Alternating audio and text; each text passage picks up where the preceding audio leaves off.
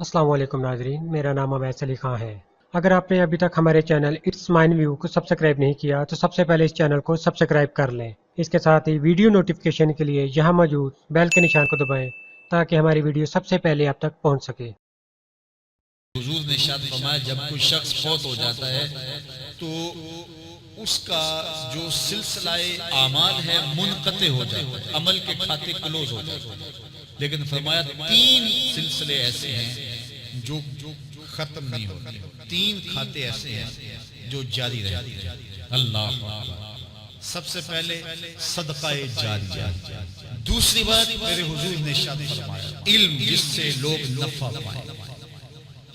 اللہ اکبر، علم کسی کو سکھا دیا، وہ تسلسل باقی۔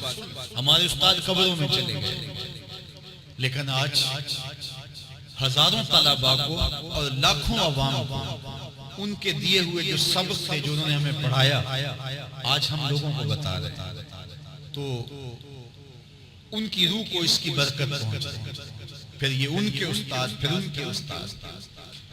تو علم نافع یہ کبھی بھی کھاتے کلوز نہیں ہوتے۔ اور تیسری بات نیک اولاد جو ماں باپ کے لیے مغفرت کی دعائیں کرتی ہے، یہ صدقہ جاریہ ہے، یہ کبھی بھی ختم ہونے والا سلسلہ نہیں ہے۔ میں کہتا ہوں کہ اولاد اگر نیک ہے، اہتمام سے دعا نہیں بھی کرے گی تو دن میں کتنی مرتبہ کہے گی ربنا اغفر لی ولوالدی، اے اللہ مجھے بخش دے، میرے ماں باپ کی بھی مغفرت کر۔ ایک شخص کے 5 بیٹے ہیں، 4 بیٹیاں ہیں، 3 بیٹے ہیں، 4 بیٹیاں ہیں، تو اب سارے نمازی ہیں، تو روزانہ 5 نمازوں میں کتنی مرتبہ ربنا اغفر لی ولوالدی۔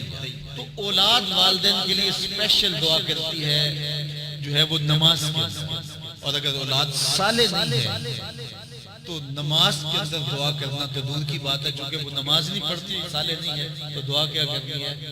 ایسی اولادوں کو بھی میں جانتا ہوں جنہوں نے اپنی سکی ماں کا جنازہ نہیں پڑھا، سکے باپ کا جنازہ نہیں پڑھا۔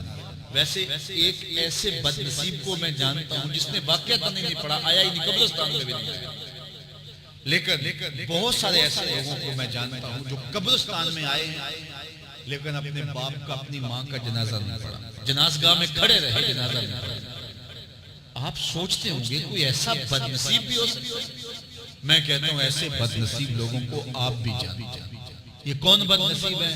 جنہیں جنازہ آتا نہیں، ساری زندگی لوگوں کے جنازوں میں رسماً کھڑے ہو کے آ جاتے ہیں، جنازہ آتا ہو تو کچھ پڑھے جاتے ہیں، ہر جنازے میں ہیں لیکن نماز جنازہ ہی نہیں آتی، تو کھڑے ہو کے لوگوں کو دیکھ کر کے سلام پھیر دیا، لوگوں کو دیکھ کر کے ہاتھ چھوڑ دیے اور جو ہے وہ جنازہ پڑھنے گئے۔ اور جب اپنے ماں باپ فوت ہو جاتے ہیں تو کیا سارے کام چھوڑ کے جنازہ سیکھتے ہیں کہ ساری زندگی لوگوں سے فراڈ کیا، دھوکہ کیا، آج اپنی سکی ماں کو دھوکہ تو نہ دوں، آج اپنے سکے باپ سے تو فراڈ نہ کروں۔ ساری زندگی جو لوگوں سے فراڈ کرتا رہا، پھر ایک دن اپنی سکی ماں سے بھی فراڈ کیا، اپنے سکے باپ سے بھی فراڈ کیا۔